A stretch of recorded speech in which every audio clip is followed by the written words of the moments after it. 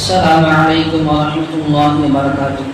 إن الحمد لله نحمده ونستعينه ونستغفره ونؤمن به ونتوكل عليه فنعوذ بالله من شرور أنفسنا وسيئات أعمالنا من يهده الله فلا مضل له ومن يضلل فلا هادي له ونشهد أن لا إله إلا الله وحده لا شريك له ونشهد أن محمدا عبد الله ورسوله صلوات الله وسلامه عليه وعلى آله الطيبين وأصحابه الطاهرين والتابعين فمن تبعهم بإحسان إلى يوم الدين. أما بعد فقد قال الله تعالى في القرآن الكريم: فأعوذ بالله من الشيطان الرجيم بسم الله الرحمن الرحيم والفجر وليال عشر صدق الله العظيم. وقال نبينا صلى الله عليه وسلم: خير الدعاء دعاء يوم عرفة أو كما قال صلى الله عليه وسلم. புகழும் புகழ்ச்சியும் ஏக வல்லவனான அல்லாஹ்வுக்கே உரித்தாகட்டுமாக. சாந்தியும் சமாதானமும் கண்மணி நாயகம் ஸல்லல்லாஹு அலைஹி வஸல்லம் அவர்கள் மீதும் அன்னாரை வழுவாது தழுவாது பின்பற்றிய சத்திய சஹாபாக்களின் மீதும் தபியீன்கள் மீதும் மேலும் குறிப்பாக இங்கு குழுமி இருக்கும் நம் அனைவரின் மீதும் என்றென்றும் நிலவட்டுமாக. ஆமீன். கண்ணியமிக்க அல்லாஹ்வின் நல்லடியார்களே, அல்லாஹ்வுடைய ஒரு மாபெரும் கிருபையின் காரணமாக ஒரு புனிதமான மாதத்தை நாம் அடைந்திருக்கிறோம். அதிலும் குறிப்பாக அஃதலு அய்யாமி துன்யா, உலகத்தில் இருக்கக்கூடிய எல்லா நாட்களை விட ஆக உயர்ந்த நாட்கள் என்பதாக சொல்லக்கூடிய அந்த துல்ஹஜ் மாதத்தின் 10 நாட்களை நாம் அடைந்திருக்கிறோம். அதிலே பிற 7 நாம் இருந்து கொண்டிருக்கிறோம். இந்த நாட்களை பற்றி நபி ஸல்லல்லாஹு அலைஹி வஸல்லம் அவர்கள் கூறுவார்கள்: மா மின் அய்யாமின் அல்அமலு ஸாலிஹு அஹப்பு இலல்லாஹ் மின் ஹாதிஹில் அய்யாம். இந்த 10 நாட்களில் நாம் செய்யக்கூடிய அமல்கள் அல்லாஹ்வுக்கு ஆக பிரியமான அமல்கள். இதிலே செய்யக்கூடிய அமல்கள் அல்லாஹ்விடத்திலே அங்கீகரிக்கப்பட்ட அமல்கள், அல்லாஹ்வுக்கு விருப்பமான அமல்கள் என்பதாக கூறி காட்டினார்கள். உலமாக்கள் இந்த ஹதீஸுடைய விளக்கத்திலே கூறி காட்டுவார்கள்: மக்கள் ரமதானுடைய சிறப்பை அறிந்து வைத்திருக்கிறார்கள். அதிலே அமல் செய்வதனால் கிடைக்கக்கூடிய பலன்களை தெரிந்து ரமதானின் ஆர்வமாக போட்டி போட்டு அமல்களிலே ஈடுபடுகிறார்கள். ஆனால் அதை விட சிறந்தது இந்த துல்ஹஜ்ஜுடைய முதல் 10 பிறைகள். ரமதானில் நாம் கொடுக்கக்கூடிய சதகாக்களை விட சிறந்தது இந்த துல்ஹஜ் மாதத்துடைய முதல் 10 நாம் கொடுக்கக்கூடிய சதகாக்கள். ரமதான் மாதத்தில் நாம் நஃபிலான இபாதத்துகளில் ஈடுபடுவதை விட இந்த துல்ஹஜ்ஜுடைய 10 நாட்களில் நாம் தொழக்கூடிய 2 ரகாயத் மிகவும் சிறந்ததாக இருக்கிறது என்பதாக உலமாக்கள் கூறி காட்டுவார்கள். எனவே மக்கள் இந்த விஷயத்தில் மிகவும் பொதுபோக்காக இருந்து கொண்டிருக்கிறார்கள்.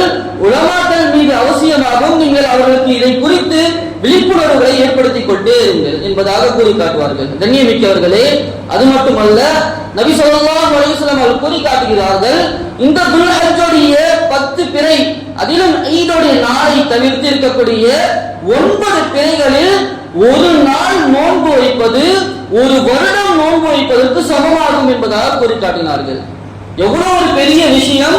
ஒரு நாள் நோன்பு நோற்றால் அல்லாஹ் தஆலா ஒரு வருடம் நோன்பு வைத்த நன்மையை நமக்கு தந்து விடுகிறார். மேலும் கூறி காட்டினார்கள்: இந்த துல்ஹஜ்ஜுடைய 10 நாட்களில், முதல் 10 நாட்களில் ஒரு நாள் இரவு நின்று வணங்குவது இருக்கிறது.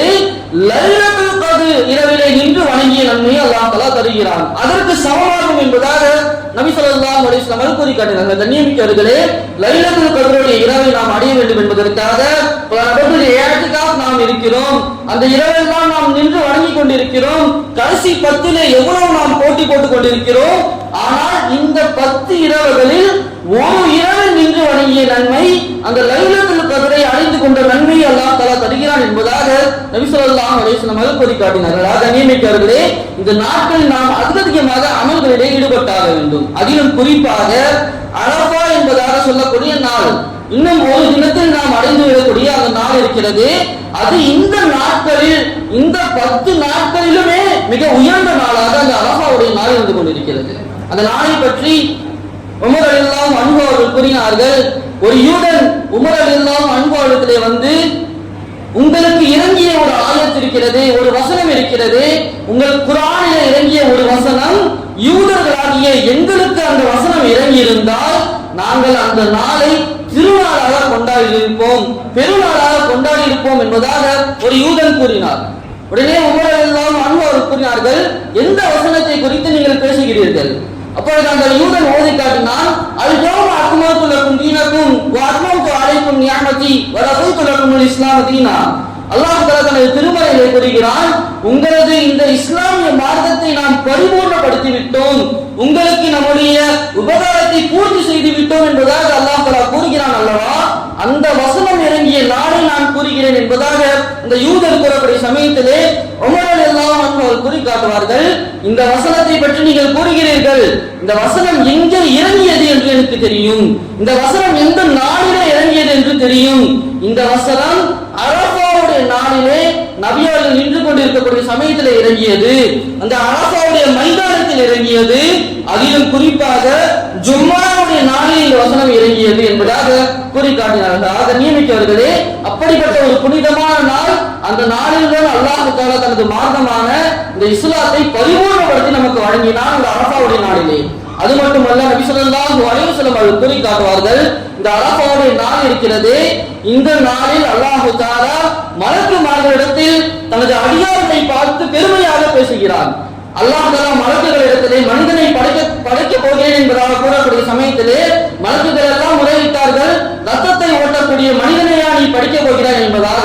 எனவே அல்லாஹ் தஆலா மலக்குமார்களை அழைத்து அரஃபாவுடைய மைதானத்திலே சேர்ந்திருக்கக்கூடிய ஹாஜிகளை பார்த்து பெருமையாக கூறுவான், இந்த அடியார்களுக்கு நான் எத்தனையோ வசதிகளை கொடுத்திருந்தேன், அதிலே செல்வந்தர்கள் இருக்கிறார்கள், ஏழைகள் இருக்கிறார்கள், வெள்ளையானவர்களாக இருக்கிறார்கள், கருப்பானவராக இருக்கிறார்கள், அரசரும் இருக்கிறார்கள், ஆண்டியும் இருக்கிறார்கள், எத்தனை பிரிவுகள் இருந்தாலும் எல்லோரும் ஒரே எஹ்ராமுடைய உடையை அணிந்து கொண்டு எல்லாரும் புழுதி படிந்த உடம்புடன் தலை கணிந்தவர்களாக, தலையெல்லாம் கலைந்தவர்களாக, ஒரே நிலையில் ஒரே தோற்றத்தில் இந்த அரஃபாவுடைய மைதானத்தில் ஒன்று சேர்ந்திருக்கிறார்கள் என்பதாக அல்லாஹ் தஆலா தனது மலக்குகளிடத்தில் பெருமையாக பேசுவான். அப்படிப்பட்ட நாள் இந்த அரஃபாவுடைய நாளாக இருந்து கொண்டிருக்கிறது. கண்ணியமிக்கவர்களே, அந்த புனிதமான நாளை நாம் முழுமையாக பயன்படுத்திக் கொள்ள வேண்டும். அது மட்டுமல்ல, நபி ஸல்லல்லாஹு அலைஹி வஸல்லம் அவர்கள் கூறி காட்டினார்கள், எத்தனையோ நாட்களில் அல்லாஹ் தஆலா சில சந்தர்ப்பங்களை நமக்கு தருவான். அல்லாஹ் தஆலா நரகத்திலிருந்து சில அடியார்களை விடுவிக்கக்கூடிய நாட்கள் என்பதாக சில நாட்கள் ஹதீஸிலே நபிகள் கூறியிருக்கிறார்கள். அதிலும் குறிப்பாக இந்த அரஃபாவுடைய நாளிலே மற்ற நாட்களை விட அல்லாஹ் தஆலா அதிகமான அடியார்களை இந்த அரஃபாவுடைய நாளன்று நரகத்திலிருந்து விடுதலை செய்கிறார் என்பதாக நபி ஸல்லல்லாஹு அலைஹி வஸல்லம் அவர்கள் கூறி காட்டினார்கள். கண்ணியமிக்கவர்களே, அந்த நாள் முடிவடையக்கூடிய சமயத்திலே நாமும் அதிலே ஒரு நபராக இருக்க வேண்டும் என்பதாக நாம் ஆசைப்பட வேண்டும், அதிகமாக துஆ செய்து கொண்டே இருக்க வேண்டும்.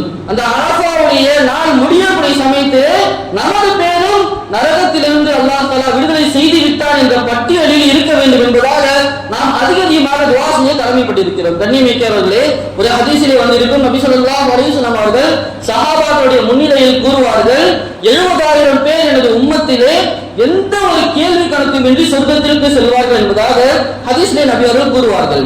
உடனே அங்கிருந்து ஒரு சஹாபி எழுந்து, யா ரசூலல்லாஹ், அந்த நபர்களில் நானும் ஒரு நபராக இருக்க வேண்டும் என்பதற்காக நீங்கள் துஆ செய்யுங்கள் என்பதாக கூறுவார்கள். உடனடியாக நபி அவர்கள் கூறிவிடுவார்கள், நீங்களும் அதிலே ஒரு நபராக ஆகிவிட்டீர்கள். அந்த 70,000 பேர் கேள்வி கணக்கின்றி சொர்க்கத்திற்கு செல்கிறார்கள் அல்லவா, அதில் நீங்களும் ஒரு நபர் என்பதாக நபி அவர்கள் கூறிவிடுவார்கள். உடனே இரண்டாவதாக ஒரு சஹாபி எழுந்து, யா ரசூலல்லாஹ், எனக்கும் நீங்கள் துஆ செய்யுங்கள், நானும் அதிலே ஒரு நபராக இருக்க வேண்டும் என்பதாக கூறக்கூடிய சமயத்திலே நபி அவர்கள் கூறி காட்டுவார்கள், இந்த விஷயத்தில் உங்களை அவர்கள் விந்துவிட்டார்கள். அல்லாஹ் கொடுத்த வாய்ப்பு ஒன்று துஆ அங்கீகரிக்கப்படக்கூடிய நேரமாக இருந்தது அந்த சமயம்.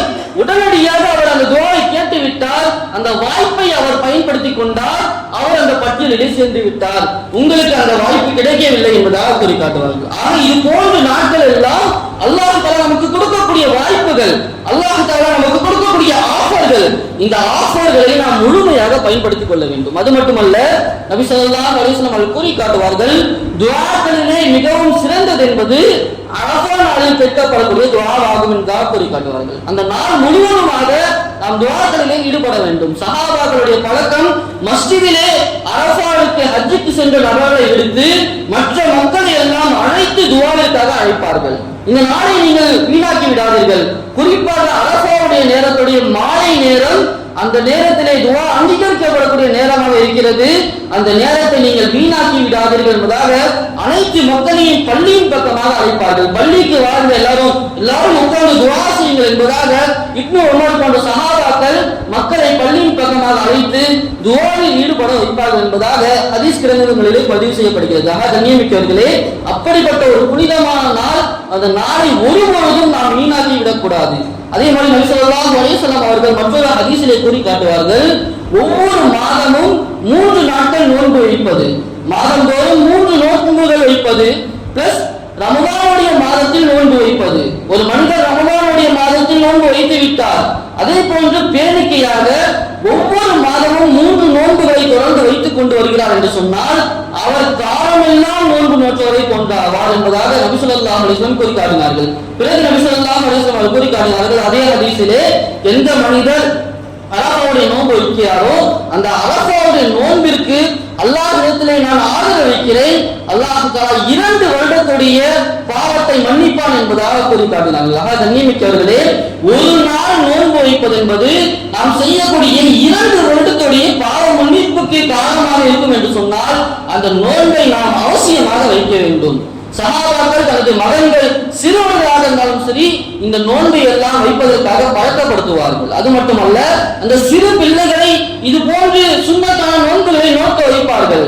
பிறகு சஹாபாக்கள் கூறுவார்கள், அந்த பிள்ளைகள் பசியால் அழுதால் உணவிற்காக ஏதேனும் கேட்டால் நாங்கள் பொம்மைகளை வைத்து அவர்களை சமாதானப்படுத்தி விடுவோம், விளையாட்டை காட்டுவதன் மூலமாக சமாதானப்படுத்தி விடுவோம் என்பதாக கூறி காட்டுவார்கள். கண்ணியமிக்கவர்களே, குறிப்பாக இந்த அரபாவுடைய நோன்பை நாம் நோக்கக்கூடியவராக இருக்க வேண்டும். அதிலும் இன்னும் 2 நாட்கள் தான் நமக்கு இருந்து கொண்டிருக்கிறது. எந்த நாட்களில் ஒரு நாள் நோன்பு வைப்பது ஒரு வருடத்திற்கு ஈடாகும் என்பதாக நபி அவர்கள் கூறினார்களோ அந்த நாளிலே இன்று 7வது பிறை, நாளை 8, 9 என்று 2 நோன்புகள் மட்டுமே நமக்கு மிச்சமாக இருக்கிறது. எனவே முடிந்த வரை இந்த 2 நாள் நோன்பையும் நாம் நோக்க வேண்டும். முடியாத பட்சத்தில் குறைந்தபட்சம் நாம் கண்டிப்பான முறையில், அவசியமான முறையில் இந்த அரபாவுடைய நோன்பை நம் குடும்பத்தில் இருக்கக்கூடிய அனைவரையும் நாம் நோக்க செய்ய வேண்டும், சிறியவர்கள் பெரியவர்கள் என்பதாக.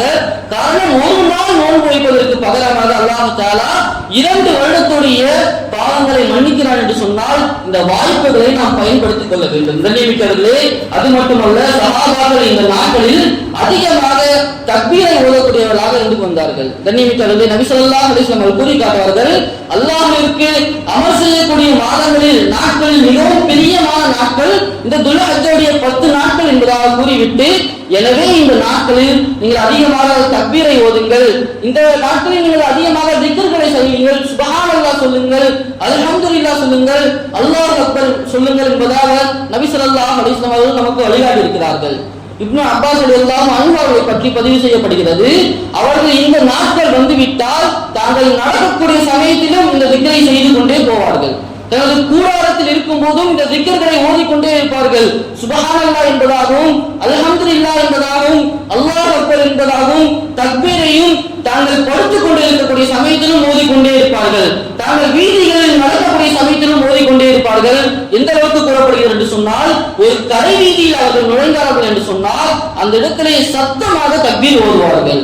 அதை கேட்ட மக்கள் அனைவரும் அவர்கள் தக்பீருக்கு இணங்க அவர்களும் தக்பீரை ஓத ஆரம்பித்து விடுவார்கள்.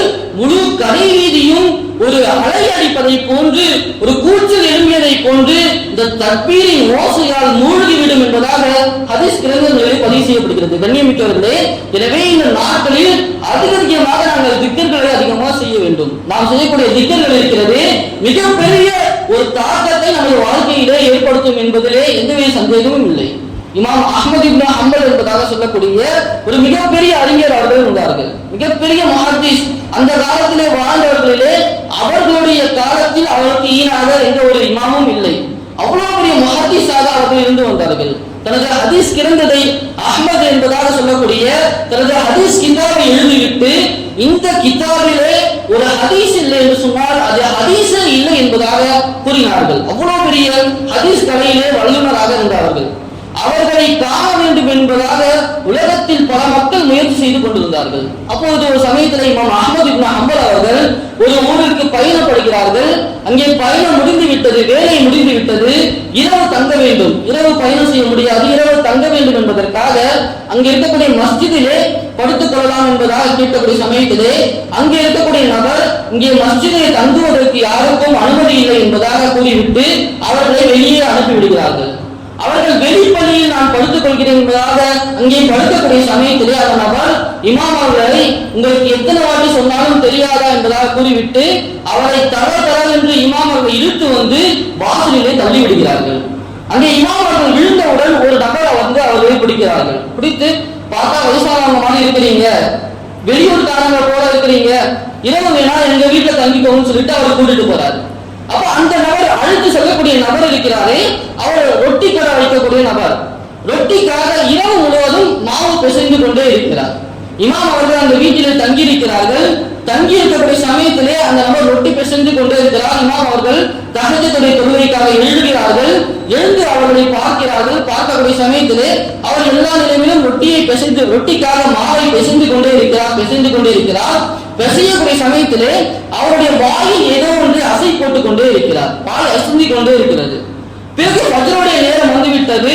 ஃபஜ்ர் தொழுது விட்டு இமாம் அவர்கள் கிளம்பக்கூடிய சமயத்திலே அவரிடத்தில் கேட்கிறார்கள், இரவெல்லாம் நான் உங்களை கண்காணித்தேன், ரொட்டி மாவை கைகளால் பிசைந்து கொண்டே இருக்கிறீர்கள், உங்கள் வாய் அசைந்து கொண்டே இருந்தது, ஏதாவது கவிதைகளை படிக்கிறீர்களா, ஏதாவது பாடல்களை படிக்கிறீர்களா, இல்லது வேற ஏதேனும் செய்து கொண்டிருக்கிறீர்களா என்பதாக கேட்கக்கூடிய சமயத்திலே அந்த நபர் கூறினார், நான் எனது கைகள் வேலை செய்து கொண்டிருக்கிறது, ஆனால் என் வாய் சும்மாதான் இருக்கிறது, எனவே இந்த நேரத்தில் நான் அதிகமாக அல்லாஹ்வை திக்ர் செய்வேன், அதிகமாக நான் சுப்ஹானல்லாஹ் என்பதாக சொல்லுவேன், அல்ஹம்துலில்லாஹ் என்பதாக சொல்வேன், அல்லாஹ் அக்பர் என்பதாக சொல்லுவேன். இது போன்று நான் வேலை செய்து கொண்டிருக்கக்கூடிய நேரத்தில் முழுவதுமாக எனது வாய்க்கு வேலை இல்லை, கைக்கு தான் வேலை, வாய் முழுவதும் திக்ரிலே ஈடுபட்டுக் கொண்டு திக்ரிலும் ஸலவாத்திலும் இஸ்திக்ஃபாரிலும் ஈடுபட்டுக் கொண்டே இருக்கும் என்பதாக அவர்கள் கூறி காட்டுகிறார்கள்.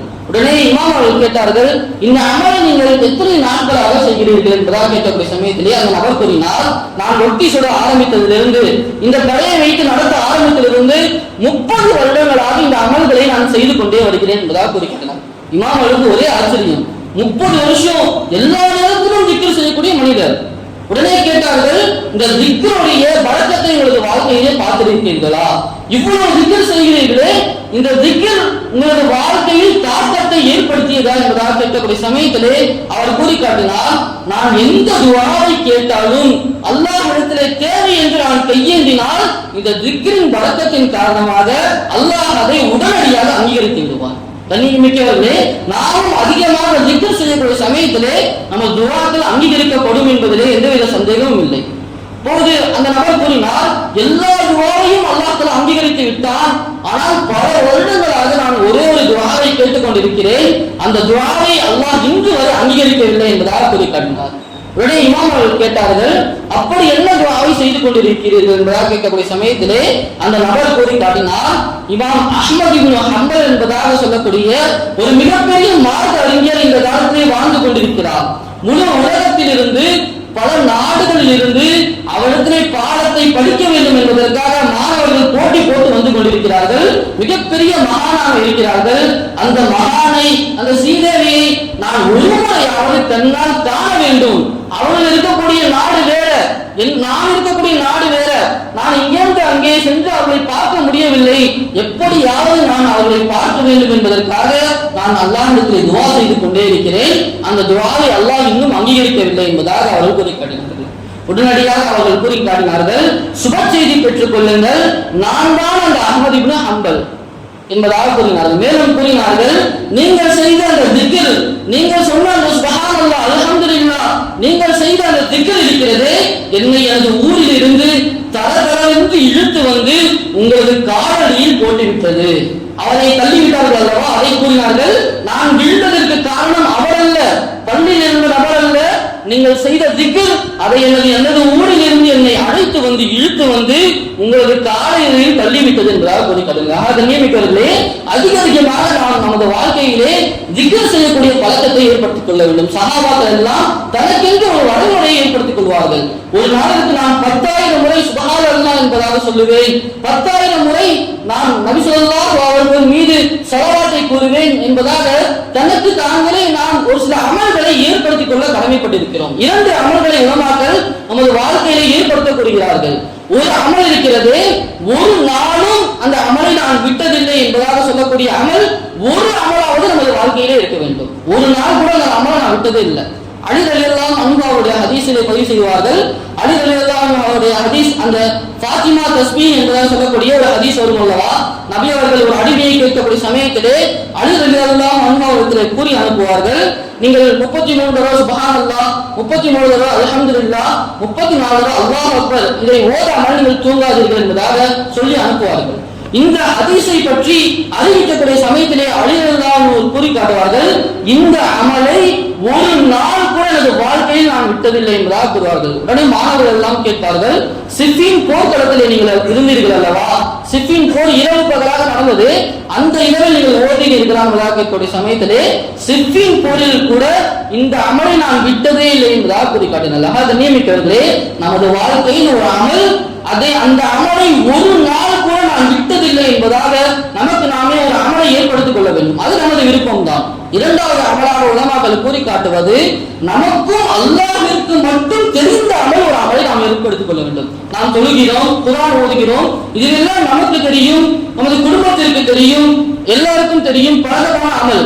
ஆனால் ஒரு அமல், இந்த அமல் நாம் செய்கிறோம் என்பது நமக்கும் அல்லாஹ்வுக்கும் மட்டும்தான் தெரிய வேண்டும் என்பதாக ஒரு அமலை உங்களது வாழ்க்கையில் ஏற்படுத்திக் கொள்ளுங்கள் என்பதாக உலமாக்கள் நமக்கு வழிகாட்டுகிறார்கள். கண்ணியமிக்கவர்களே, இது போன்ற திக்ர்களை, திலாவத்துகளை இந்த நாட்களில் நாம் செய்வதற்கிறது. ரமலானில் நாம் செய்யக்கூடிய திக்ரை விட, ரமலானில் நாம் ஓதக்கூடிய துஆக்களை விட, குர்ஆனை விட, இந்த துல்ஹஜ்ஜுடைய முதல் 10 நாட்கள் செய்யக்கூடிய அந்த திக்ர்கள், அமல்கள் இருக்கிறது, அல்லாஹ்வின் இடத்திலே மிகவும் பிரியமானதாகவும் சிறந்ததாகவும் இருந்து கொண்டிருக்கிறது. எனவே இந்த நாட்களில் நாம் அதிகமாக அமல்களை செய்து அல்லாஹ்வுடைய பொருத்தத்தை பெற வேண்டும். கண்ணியமிக்கவர்களே, அது மட்டுமல்ல, இந்த குர்பானியை பற்றியும் நபி அவர்கள் கூறி இருக்கிறார்கள். இந்த நாள் ஏன் அல்லாஹ்விடத்திலே சிறந்தது என்பதாக கூறக்கூடிய விஷயத்திலே உலமாக்கள் கூறி காட்டுவார்கள். மற்ற நாட்களில் செய்யக்கூடிய அமல்களை விட ஷரியத்துடைய, தீனுடைய அனைத்து விதமான அமல்களும் இந்த 10 நாட்களில் செய்யப்படுகிறது. இந்த நாட்களிலே அதிகமாக அல்லாஹ்வுடைய தௌஹீதுடைய கலிமாவும் ஓதப்படுகிறது.